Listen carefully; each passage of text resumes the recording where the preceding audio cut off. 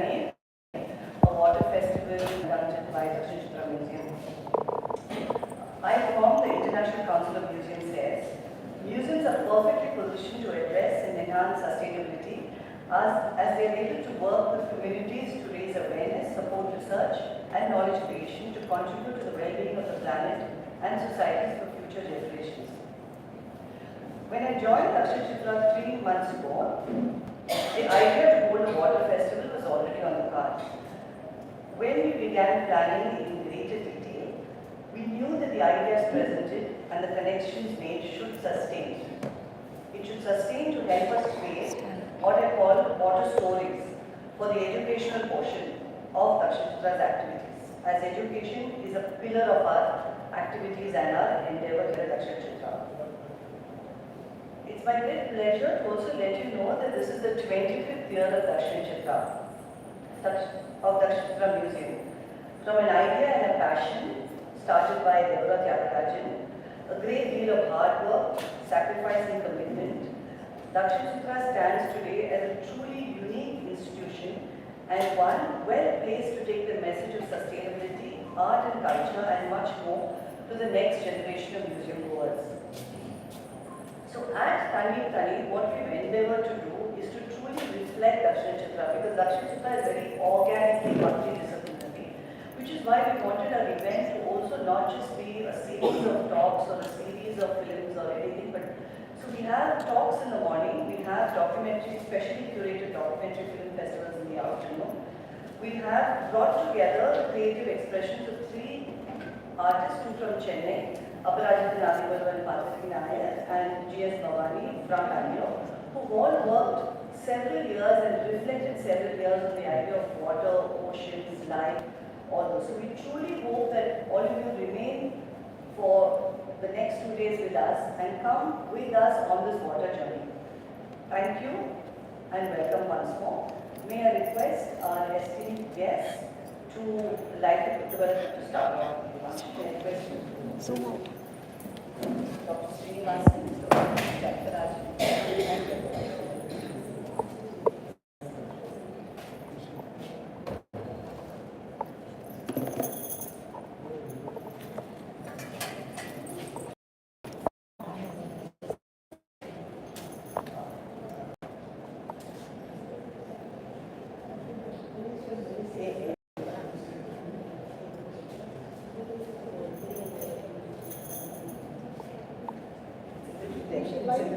Light it on this side because the AC is coming right here.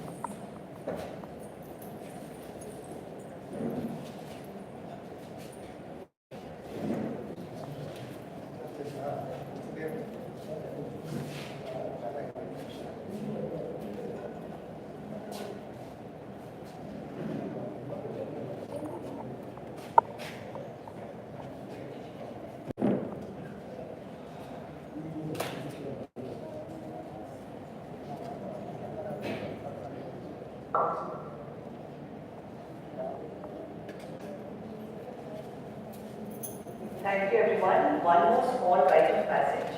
May I request Deborah to hand over the mementos to our esteemed guest today. Dr. Srinivasan from the State Planning Commission.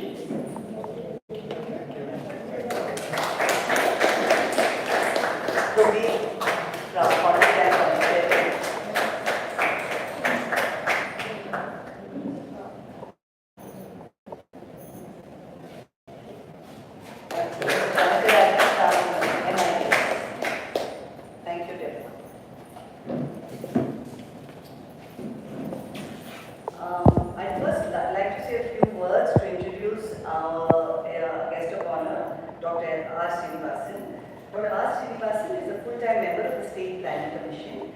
He has been teaching economics for over 30 years in colleges and university and at the University of Madras. He has a PhD in economics from the University of Madras. Dr. Srinivasan's research interests are in public finance and Tamil Nadu economy. He has published several articles in journals and the print media.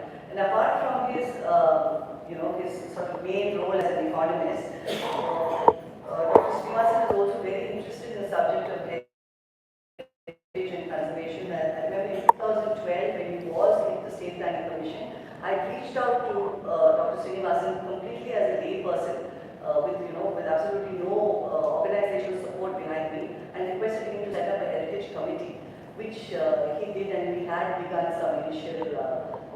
It made some progress before things went cold after a point. But thank you, Dr. Srinivasan, for accepting our invitation and coming today. May I request you to say a few words.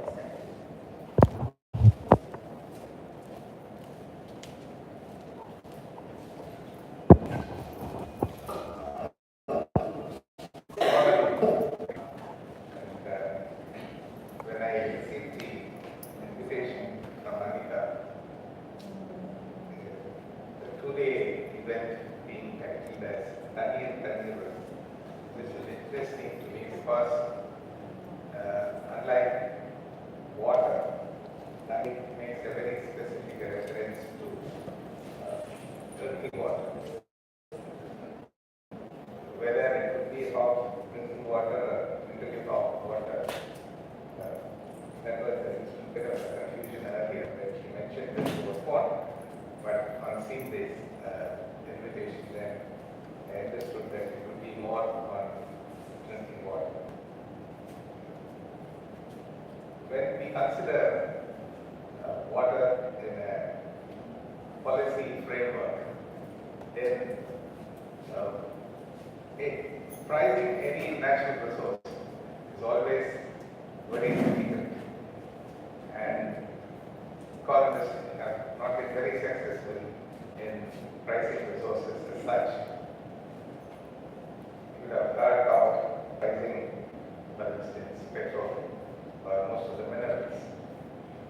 When that itself is very elusive, pricing water is all the more elusive because of multiple uses of water that we have.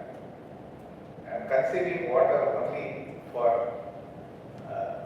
life, then it takes a different turn in policy circles. And the turn is towards making water as a right. But making water as a right, also considering water as a common good or a public good. These two transactions have two different policy routes. One, considering water as a right for life, just as a right to life, then people expand the right to water also to link it with the right to development. Then this end expands the use of water beyond mere consumption life into water for irrigation or water for industrial development. So when you expand the use of water beyond personal consumption into agriculture and industry, then that complicates the enforcement of water as a right. Similarly, we consider water as a common good or a public good as long as it remains a resource. The moment it is extracted for use, then it takes the character of a private good. Then thereafter the issues of pricing water comes in. So both these conceptions of water as a right as well as water as a common good have certain difficulties in designing public policy towards this. And this complicates also with the specific facts or issues that we have in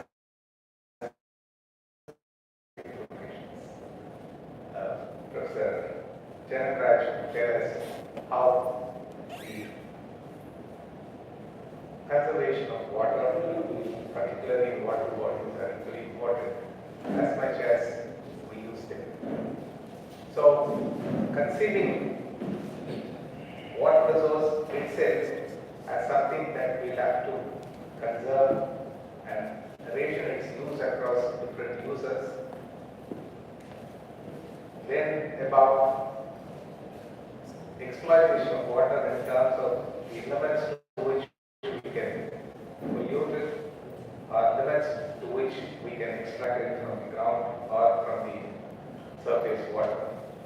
So the entire water policy is complicated by, I think, one, the multiple uses it has, and two, the different conceptions of water as a policy.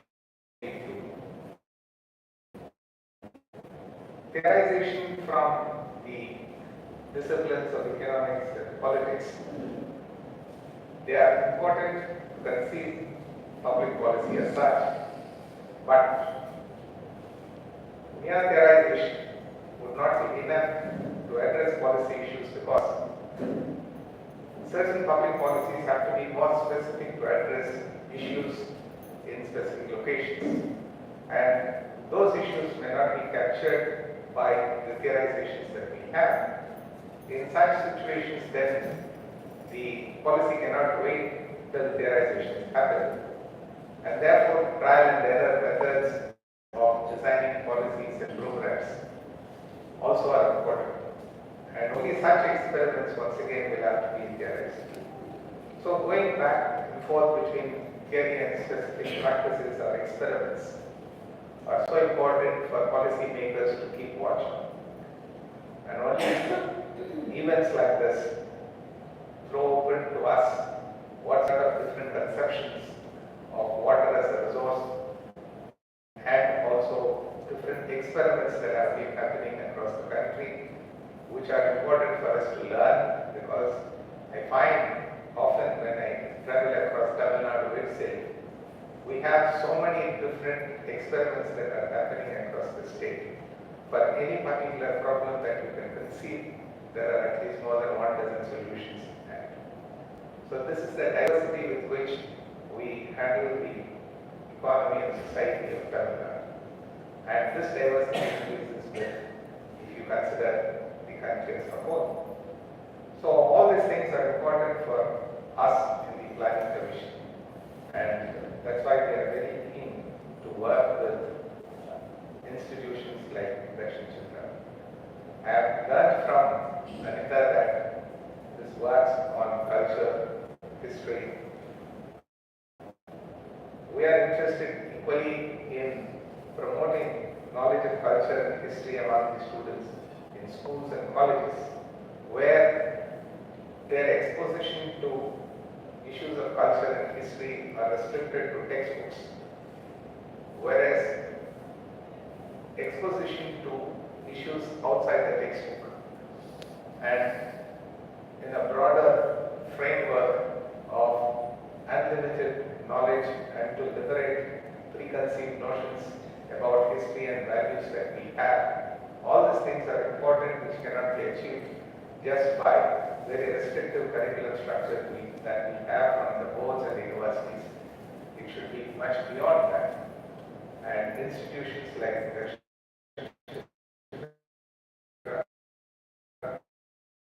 can work, organize lectures and workshops in colleges, schools, and planning commission would be equally interested to work with them to facilitate, collaborate in all such efforts.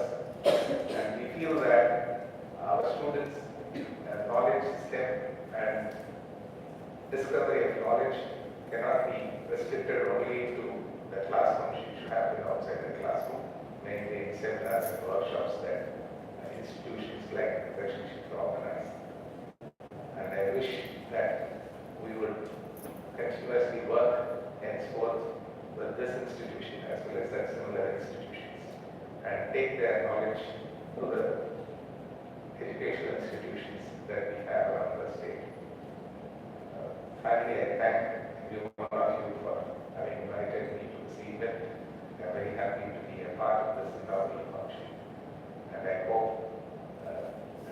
also wish all the people who are here, I think there are a few from colleges and schools, all of them would learn perspectives of how water as a resource could be conceived and being integrated into practices and public policies in the society. Thank you once again.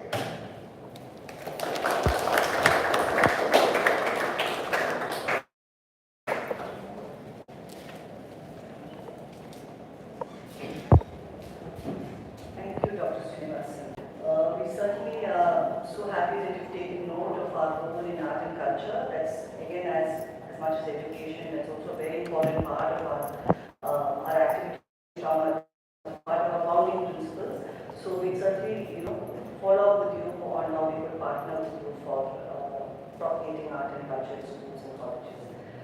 So we move on to our first speaker. The format will be, we have Dr. Bebu from Pondicherry giving us his presentation. We'll take a break for tea, and after that Professor Janakarajan will give us his presentation, and we'll take the Q&A for both Prabir and Professor Janakarajan at the end of both.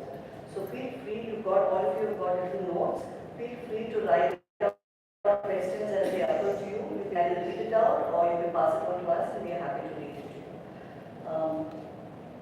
So Prabir is the president of Pondicherry, a non-profit organization committed to preserve and enhance the natural, social and cultural environment of Pondicherry and its surrounding areas. Pondicherry's objectives are collaboration, advocacy, research and development, in communication and education in the area of regional planning, coastal area restoration, renaissance of Pondicherry, and working with schools and colleges to help them develop their environmental awareness and civic consciousness. So Pondicherry is not just, I think it's got two streams. One is environment, the other is working very actively in Pondicherry's heritage conservation. So they have two arms, and I have met his colleague who looks after the heritage sessions, Naina Mandi as well. So we're very privileged and very happy to have you here, Prabir.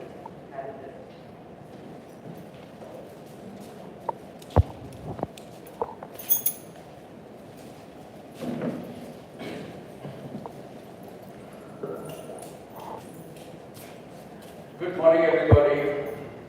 It's a pleasure to be here. Coming here after almost 15 years, I think. Earlier, whenever we had guests, we would come here, but now driving on the CCR is not very comfortable. And I'd like to thank Anita and Dakshin Chitra for inviting me here today. And this is a subject which is very close to my heart, so I really agree to. So let me start with a short story. It's actually a love story. So just imagine this whole universe, the sky, the planets, the moon and the stars, Milky Way and all that. Millions of years ago, the sky fell in love with this planet called Earth. But sky is infinite and intangible. And Earth was a glowing ball of fire and matter. So how do you think they expressed their love for each other? Water. So the sky started pouring its love through water on this beautiful planet. And Earth, the water evaporated through transpiration, evaporation, and went up. And this is how they communicated themselves love. And it went on. And one fine day, the Earth decided to have more life. It's natural. So then came the microorganisms and the plants and the insects and birds and animals. And they all, of course, we all know that they are mostly made of water and they depended on water. So whenever there was water, there was life. Because it was this water or love which was sustaining everything. And then came the humans. The humans came, and initially, yes, they had these, 5 senses. They used it. They were living in tune with the 4 seasons, but they had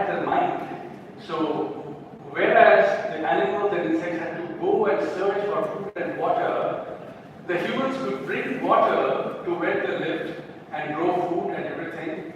And so that was the first step. But they lived in tune with nature, they lived according to the seasons and so on.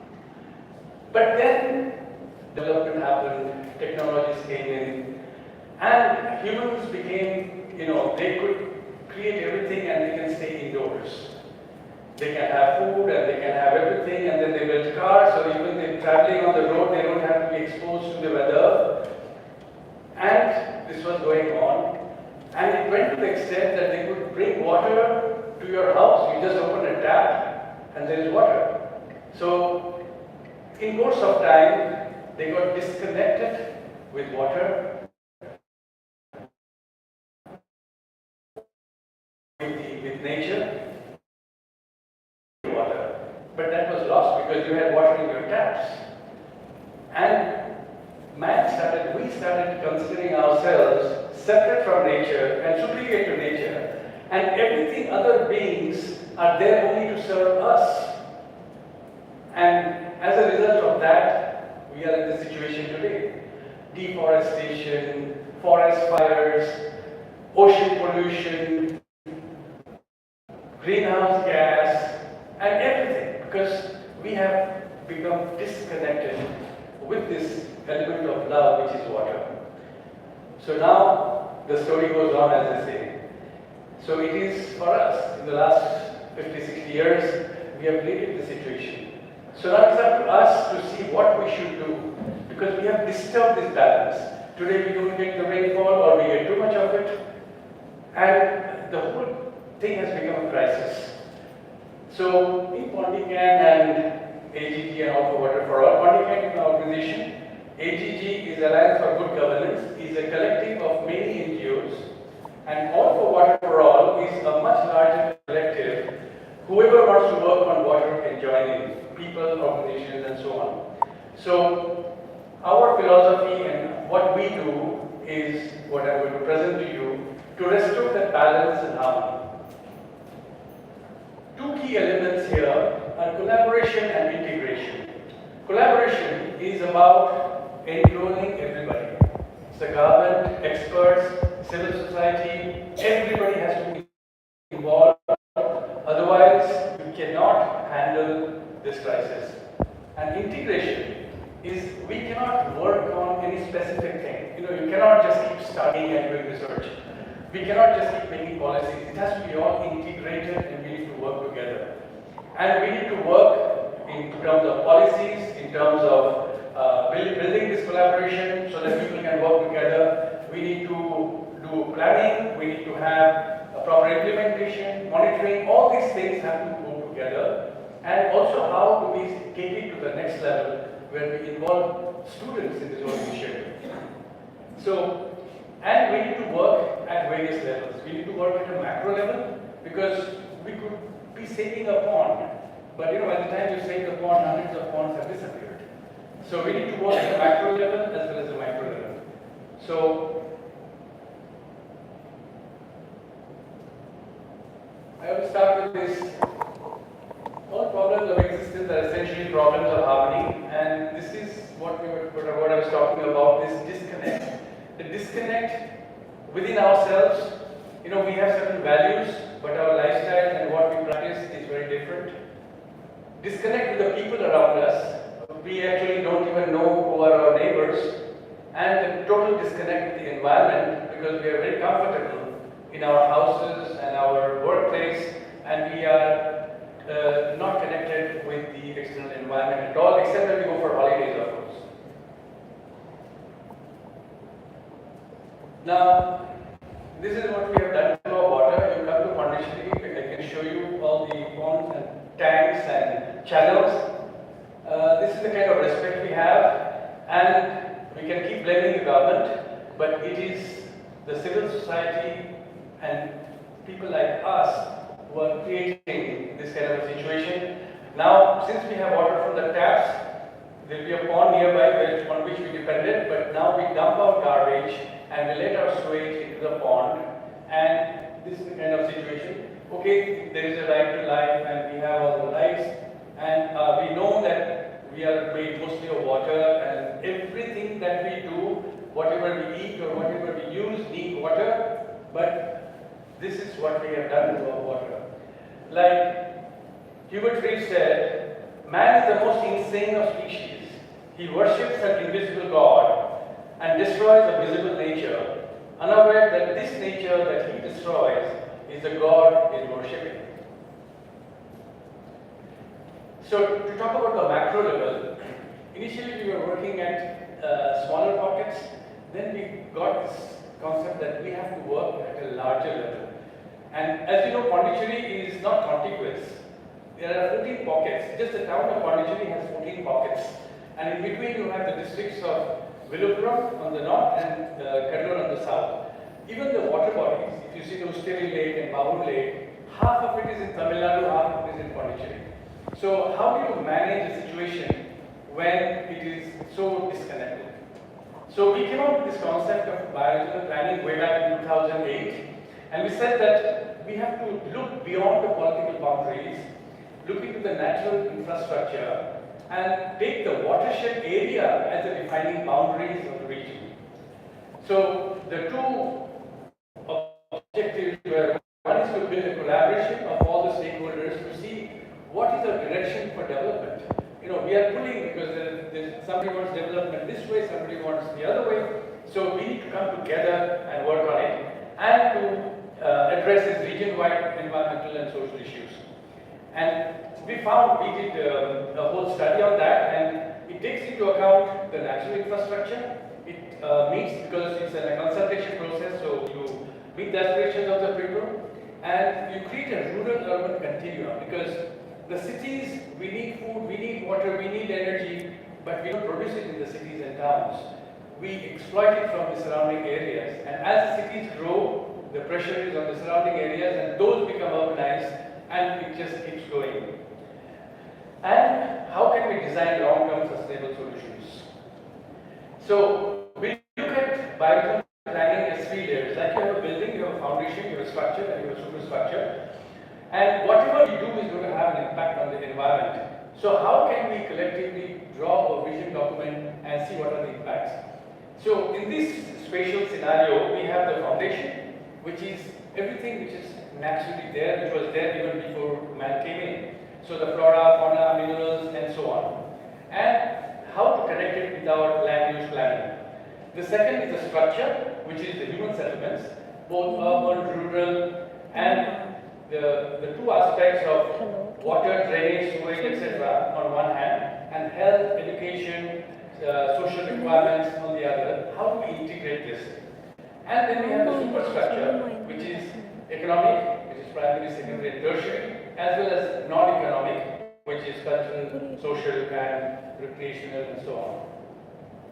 So since 2008, we have been having lots of meetings in Pondicherry, Tamil Nadu, in Chennai, in Delhi, to push this concept of regional planning, bioregional planning. So the first meeting was in Oroville in 2008, water management through integrated planning and regional collaboration.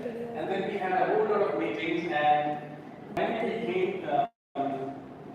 we decided that we need to do a study. So we did a 1.5 year study, talking to various organizations, communities like the fishermen, the farmers, the civil society organizations, to build up this framework. And the idea was to see what are the region's strengths. We do a SWOT analysis, strength, weakness, opportunity, strength, to see what are the strengths of this bioregion, what are the challenges, and what are the opportunities that we have. And we took 4 key themes: water, land use, transportation, and energy. And we came up with this whole bioregional planning. This is the report which I can share with you. So if you see Pondicherry, which is in the center, and we have a 40 kilometers radius to start with, and this is what we call as the watershed area. We have it's a 2,500 square kilometer area, and on the north you have the Galiveli tank, you have Oroville, you have Usteri, Babur. These are the major watershed areas. And we talk about if you see in terms of the natural infrastructure, you have the coast, and then you have the beaches and sand dunes, which is along the coast. Then you have the wetlands, which is holding your water and slowly draining it to the sea through the channels because the topography slopes towards the east. And finally, you have the forest, which not only hold this water and protect these wetlands, but also crucial for biodiversity and carbon sequestration. And this bioregion is closely connected because they share the same natural resources, climate, cultural, historical linkages, and so on. And we need to look into the land use planning because this is what is the most stressed.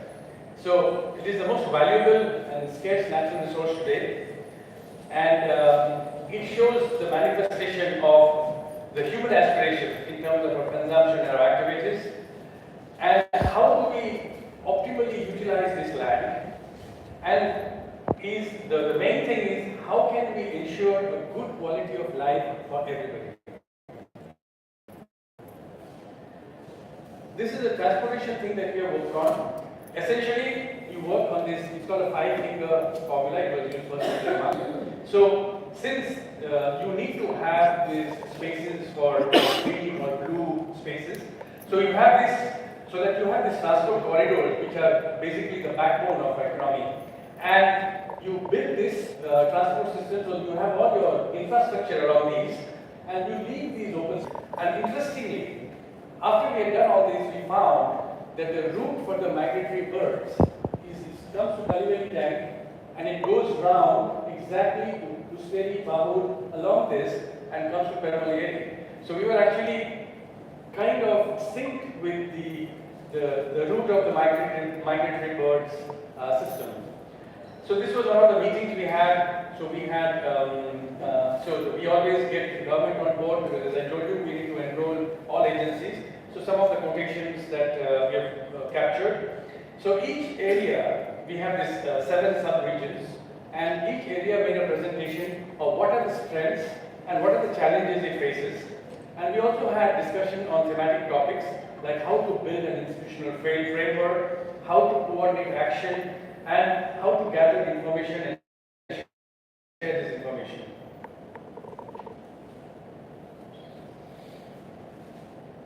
A good plan is like a roadmap. It shows the final destination and usually the best way to get there. So from the macro level, we come to Pondicherry, and this is, we have the maps of all the water bodies here. So you have Pondicherry, which is divided into actually 7 districts, as we call it. Pondicherry municipality and Ulgari municipality, and you have 5 commune panchayats. These are basically the districts. And this is what we have inherited, which was built by the Cholas more than 1,000 years ago. And they had this Yeri system, which is this water which was captured from the rains as well as from the river, how it filled up tanks and ponds and flowed into the sea. And in spite of the fact in those days there was not so much of population and they did not need so much food, one wonders why did they create so much of so many water bodies and interlinking, and they had beautiful systems of aqueducts and siphons, and it is an ingenious system. And now we realize that this 1,000 years there has never been a drought because they had enough storage space for water. A little bit of historical background. During the Chola times, they had 87 tanks, but now we have 84. And they have 609 ponds. Now, officially, we have about 450, but on the ground, there are probably 200 plus. So, how the ponds have disappeared? And the beauty was that they had looked into the environmental, social, economic aspects of all this. Environmentally, yes, they had the water, so they had biodiversity. Socially, they had a system called Kudibaramati, which is basically the people, the communities managing these water systems, because they were the primary users. And economically, they had these user trucks, which is all the revenues generated from the water bodies. For example, they would have tended it out for fish, the trees around the ponds, and I just found out, recently we were in Bahur, that just at Bahur tank, they have tended it for 52 lakhs for a year. So this is the kind of revenues which can be generated from these water bodies, provided they are properly maintained. And so when the French government took over, they institutionalized the system. They called it Case Commune and Syndicate Agricole. the larger tanks were case common and the smaller was syndicated vehicle. And it was again managed, the whole thing was continued, but they had institutionalized the system. But when the government of Pondicherry took over, they created public works department which looked after the tanks, and municipality which was local administration was looking after the ponds. And of course they did not have the experience or the inclination or interest. And over time this whole water system got destroyed, and by 90s, because of over extraction, the seawater crept in and most of the bore wells up to 6 kilometers went saline. So then they applied to the European Union for funding for restoring our health. When the European Union experts came, they studied and said that the system that you had was the best. So we have never seen that like this in the whole world. So we will fund you provided you get back the ancient system. So PWD had to create these tank associations, and within 5 years, from 1990 to 2004, all the water bodies were restored and the salinity had gone and was, back to the glorious days. But unfortunately, from 2004 to 2009, they continued the same system of working with the people. But in 2009, they brought back the contractors. So every year, they contract out the desilting of the water bodies to people. And when they contract it out? In the month of October. So then there is monsoon, and then in the January, February, the contractors and the bills that all the work has been done, and they take their payment, but nothing has actually happened at the ground level. So this is the kind of scenario we are in. But since 2018, we have started a whole lot of initiatives, because we had Kiran Bedi, who came in as Lieutenant Governor, and she was very responsive. Every Saturday she would come out to these water bodies to see what is happening, call the PWD, call the municipality, and ask them, what is this? And I will come back after 2 weeks, get it right. So that's how we work. So every weekend was a picnic, and we managed to work a lot on these water bodies. So this is one of the Sitiri channels which was not desilted for 15-20 years. And these channels, actually if you see, there are primary channels, secondary channels, and tertiary channels. So every farmer, however far they were, they used this water. They used the surface water. They never touched deep groundwater, because that was like a fixed deposit.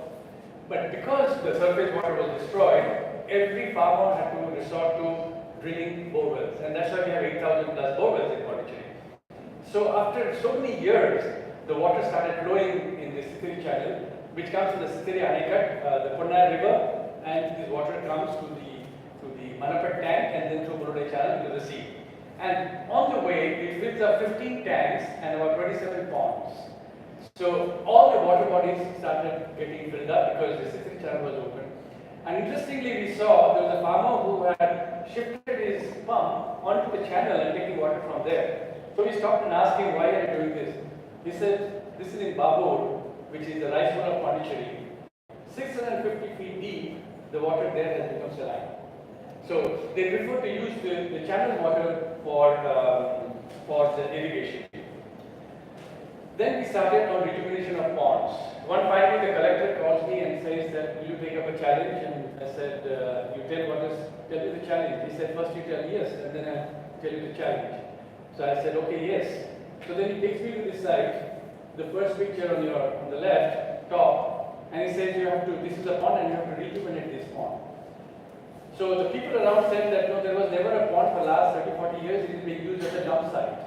So this was the status it was in.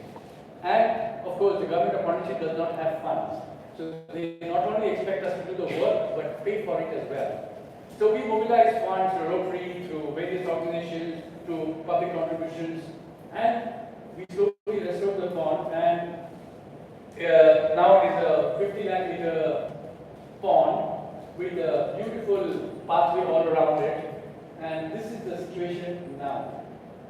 Unfortunately, it has been taken over by the Smart City project, and what they're doing is they have made concrete walls on the sides and they're making a concrete pathway around it. It was such a beautiful place, but now they have concretized the entire thing and they think it is smart. This is another Yediaman Kulam, which is in Abhishekapatnam. Not desilted for 50 years. So you can see the height of the weeds and how much we have to disilt. And today it is a 25 million liter. And this was again done through community participation with the local communities and no funding from the government. All the work that we have done so far, there has been no funding from the government. It's all through community initiatives. We worked for it for almost 6 weeks, but we managed, even recently I had gone there, it's full of water. It's like, there's a temple just next to it. It's a beautiful place and a picnic spot. Now, most of the water bodies that we have restored, you can see it has become a social space as well, and recreational space, because people go for their walks, and there's a lot of trees and birds and whatever. This is a tank which was, there was a pond inside, and it had been given over to the electricity department. And they filled this pond up with all kinds of garbage. You could see used jeeps and all that, junked out jeeps which are all piled up. And it had beautiful brickwork lining on all sides. So we restored that. And in fact, the man in the green shirt, who is a retired police officer, he said, many of our kids used to come and swim here, you know. And when he came, he saw the kids were swimming for the launch of this thing. And he said, I mean, I feel so happy that I thought there was no hope, but now it is so beautiful. So there are a lot of people around this place who used to talk about this place where they used to come as kids and they used to swim. And now it has come back to its original form. And inside, while we were working, one of the electrical engineers, this is a substation, so they took us inside. They said, sir, there is another pond, a bigger pond. So they took us to this place which was like completely full, and there were snakes and whatnot, and there were buildings surrounding on all sides. So again, we got together, we took support from the community, and the pond is restored now, and it has become a beautiful recreational space. This is the Kambannagar pond.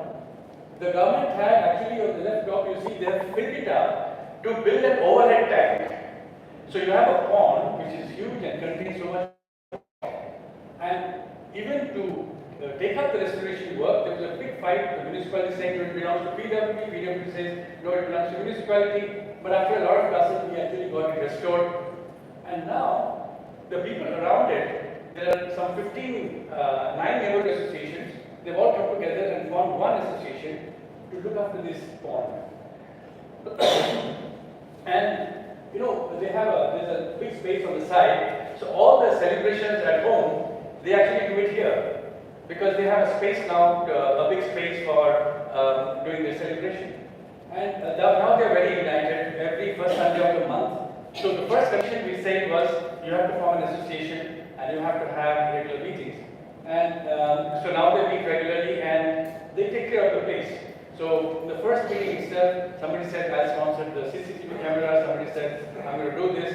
And the most elderly gentleman comes and says, I will supply tea for all the meetings. So every meeting he comes and he serves tea to everybody himself and he'll come and ask you, how was the tea? So it was beautiful how the community can actually come together because of this work.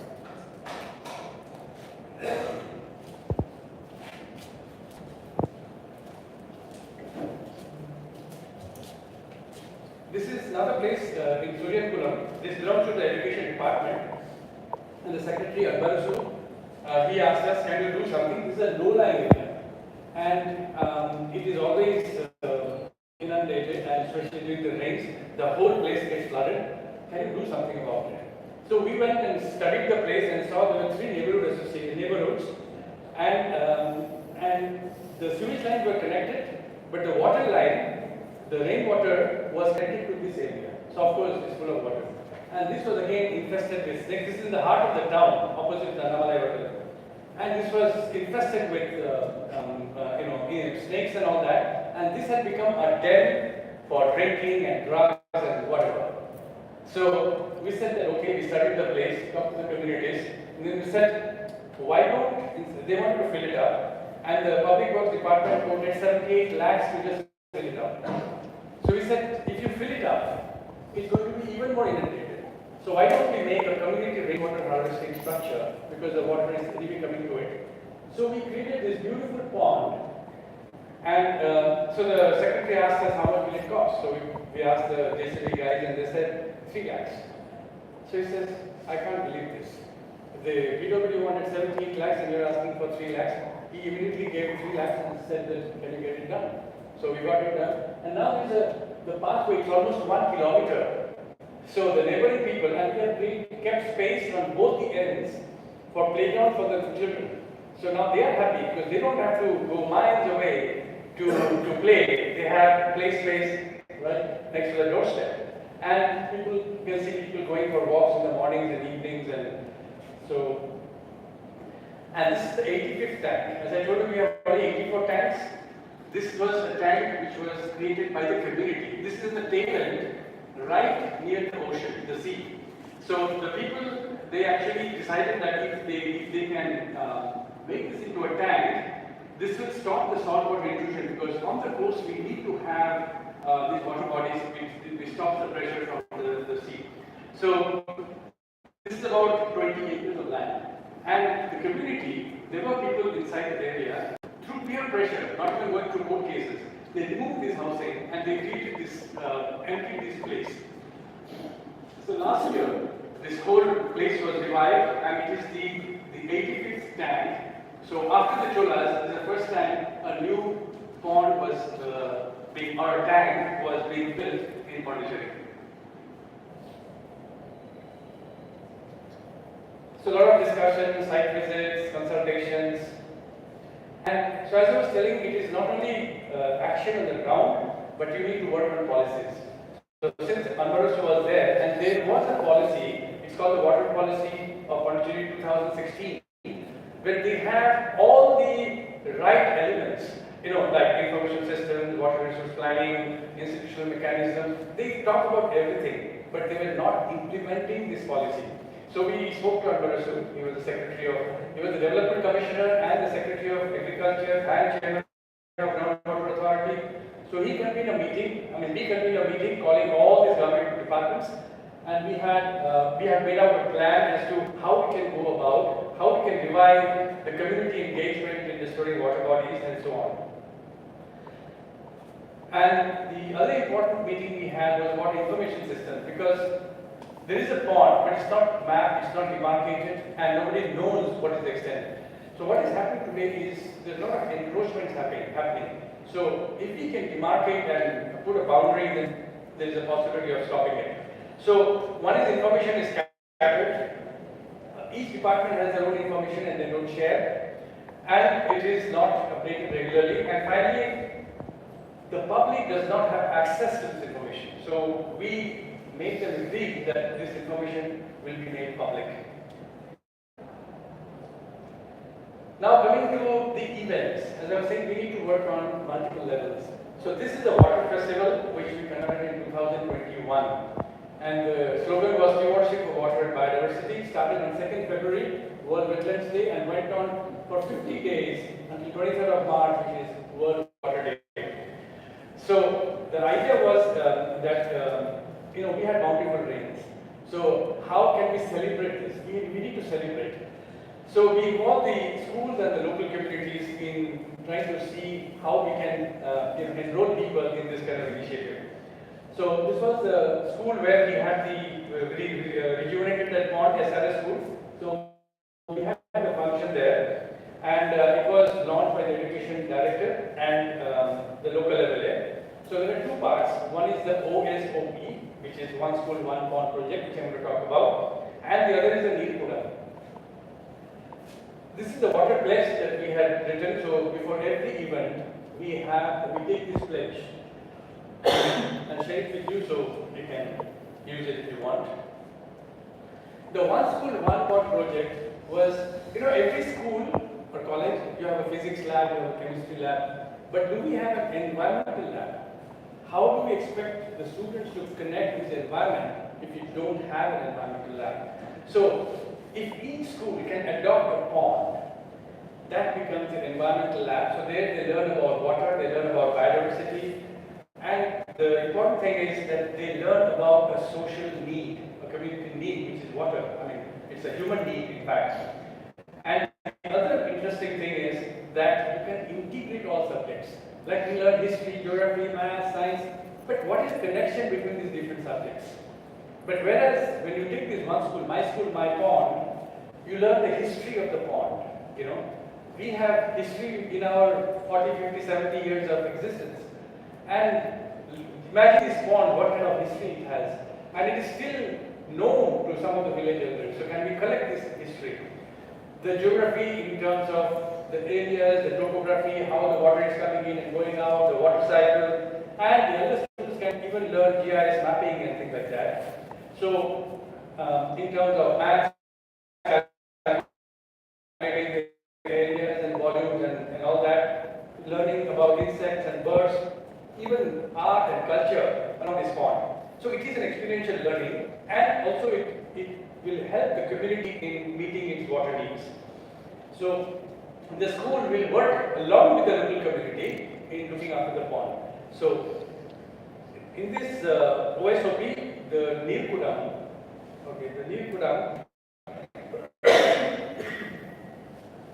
these are some of the skills which the students require in the 21st century, the learning skills, literary skills, and life skills.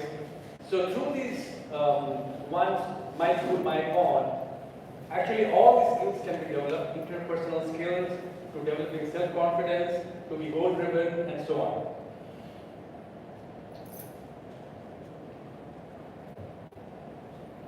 So the Neerkudam was, the Usteri Lake is the biggest lake in Pondicherry. It's actually also a bird sanctuary. And so we collected water in this Neerkudam, which is called the water pot, and it was traveling to schools. So every school, the principal or the headmaster, along with some students, would actually go and hand it over to the next school, where it was received very ceremoniously. And some of the students spoke about water, we talked about what we are trying and so on. So it was a very beautiful movement of the students taking up this whole initiative. And in each school, they would pour a little water from this Neerkudam into the pond that they have adopted, and a little water from the pond would be put back into this Neerkudam. So we know that water is connected at the aquifer level, but this is just a symbolic thing that even on surface, the people and water, they are all connected. So we had these competitions on drawing, essay writing, creating a banner, and making a Neerkudam, the school Neerkudam. So each school prepared a Neerkudam, and we had a competition at the state level. And each school had to make a 3-minute documentary of the pond that they have adopted. So they had to go and talk to the people around it, and it was actually very interesting how they learned so much about what the pond. In fact, in some of the schools, most of the students did not know that there was a pond right next to the school. And because you don't look here and there, you stop connecting with what is happening. We just go to our place and come back. What is happening in the surroundings, we don't care. So this is what we did in 22. So when we started, the schools were closed, and so we decided to work with the communities. So we worked with the minister and council and all that, and we got this water festival 22 started. And initially it was through the communities. So there was a beautiful response by the communities, calling the local MLA and the panchayat people, and so they had a celebration in various forms. You can see how they have these outfits, they would do all kinds of, and this is just a ceremonious thing that they're doing for water. And subsequently it was in the school, the schools reopened, so we started working with the schools as well. So where the students spoke about it, and they did some exercises around the pond and so on. And this is the closing ceremony where all the Neerkudams, each Neerkudam is traveling in one district of Pondicherry. And on the final day, they all come back to the Usteri Lake, where it is poured back again. After some moments of silence and sharing of experience, it is poured back. So now we have to look forward to Waterfest 23, where we are going to work again with the students and the communities. Now, before I finish, I just want to tell you that we have come out with another idea recently, I think I shared with you on that, you know, the water is, we see all the water bodies full and or empty or whatever, but where does this water come from? It's the rains, the water of love that we're talking about, that we talked about. So can we involve the students in understanding, appreciating, expressing the sense of gratitude to the rains? So we're going to have this monsoon festival. So we have already discussed with the education department that there can be activities before the monsoon, during the monsoon, and after the monsoon. The impact of the monsoon on the pollution, on air. What is the impact on the ground? How things change after the rains. You know, and especially evoking the senses. We used to smell and say that it's going to rain now because you could smell the earth, you know, and the sound of the rain. I think today the students are not allowed to go to the rain. Oh, you get sick and you know, you don't experience rain. But even now, whenever it rains, we go out on the beach road and just enjoy the rain and the beach road is completely empty. But how do we connect the students to the rain in terms of doing some activities? Just measure how much of rain has fallen. Can you see what is the change in the life around the pond before the rains and after the rains? So there are a lot of things can be done in terms of measuring the water quality, TDS levels, biodiversity levels, whatever. So the students can actually do that as part of their curriculum. So this is something that we have floated. So we have a meeting on the 15th with a whole bunch of teachers, the science forum teachers, to discuss about what activity at which level can be taken up to basically connect the students to this rain or the blessing which is falling on earth. And that way, as we mentioned, the connection between the sky and our Mother Earth, the rain is something we start to understand. What is this love? And that will probably help us, because I think the only way forward is if we can involve the students, because they still have they are optimistic, they have the numbers, and I think the only way we can protect our water bodies is through the student force. So to finish, the future is not some place we are going to, but one we are creating. The paths are not to be found, but made. And the activity of making them changes both the maker and the destination. So I request you that I leave my email address. If any of you have ideas on what activities can the students take up to connect and the water, you can email it to me, we can take it up in the discussion, because this need not be like the first year we can make it very simple, and slowly we can make it more complex by so that they also look into agriculture. They can see the impact of rain on agriculture. So those things can be taken up at a later stage. So thank you very much.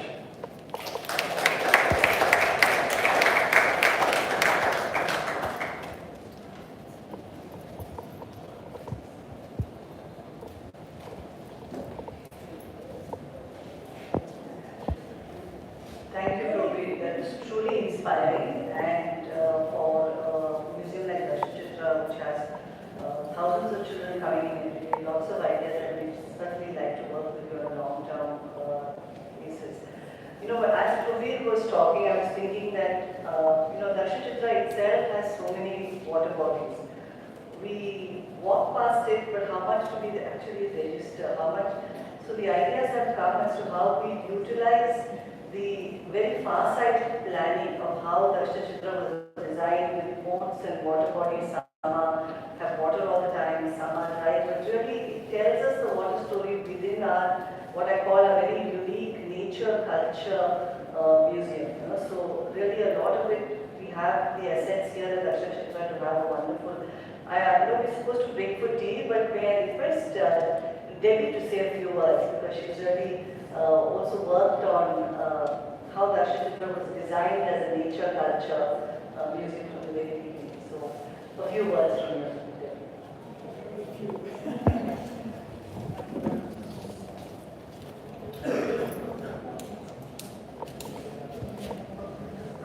to see a lot of students here, and I know you're from MCC, many of you.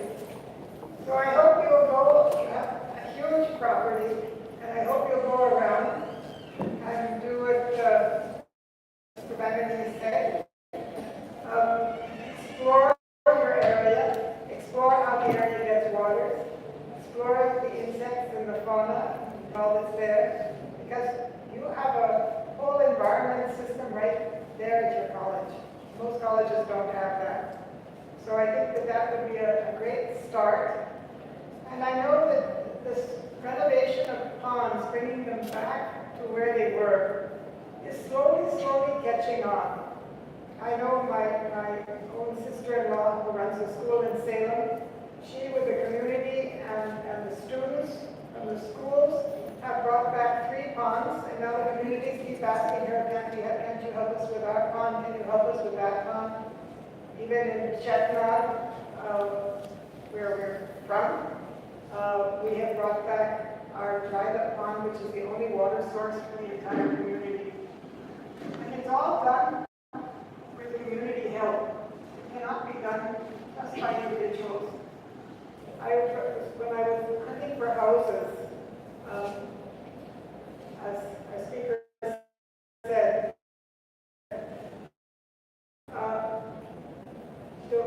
they didn't have any water. The government had brought taps, but there was a drop, and there was no water in the taps, so the village didn't know what to do. But they told me before it was a community process where everyone in the community helped to de-silt the canal, to keep it running, to keep the Yeti there. Now everything had dried up because they thought, oh, water's coming to our doorstep. So when there's a crisis, people will act. But I think we're in a crisis area, but we might not be. Each one of you has to think, what can we do? How do we work with communities?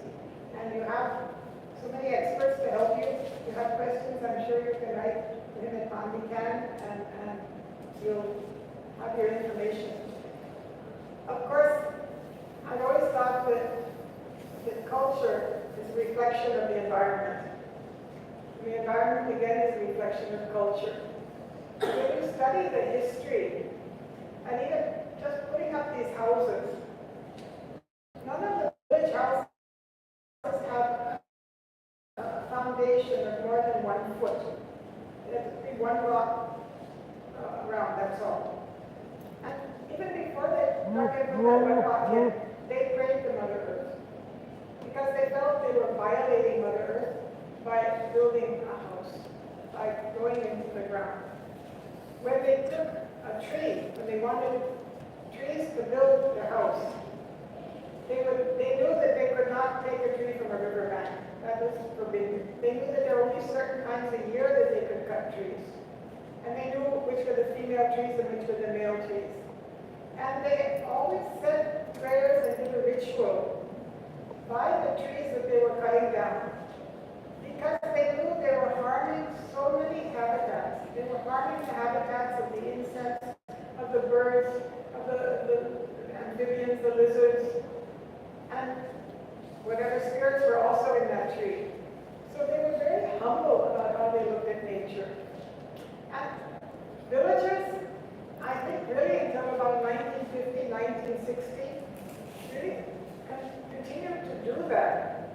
And even now, when villagers build a house, of course they do the initial ceremony where they put the 9 planets. Even when I'm talking about villagers, I mean like even the women who are our gardeners and our housekeepers.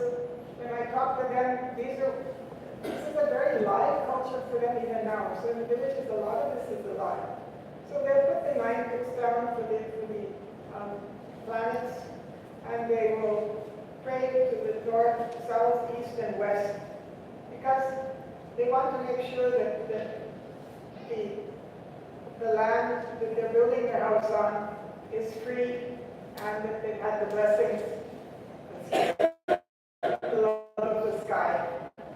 And so there's a lot of culture involved in environment and how we look at environment. And I think a lot of, if you have, as a student, if you have environment experience, if you traipse through forests, if you you've gone to the mountains, you will feel the environment within you.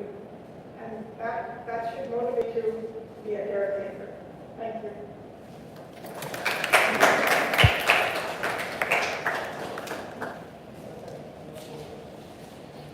Thank you, Debbie. We will all break for tea now, and we'll be back in another 20 minutes. We'll be back about 11:50, 11:55. We should be back for Professor Jangaraj's session. After which we will have a Q&A. So all of you, please keep your questions ready, and we can discuss further. So we can break for tea. Tea is on the right-hand side. You can all have tea, and I see. Do right. Is there a pause button? No.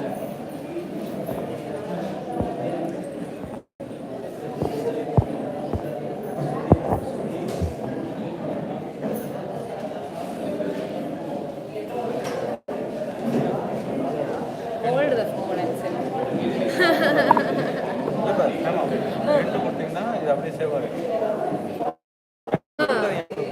இல்ல இல்ல இப்போ என் கொடுத்துறா நின்றுமே அடுத்து திருப்பி போட்டுக்கலாமா ma'am அடுத்து திருப்பி போட்டுக்கலாமா ஆமா ஓகே ஓகே அடுத்த செஷன்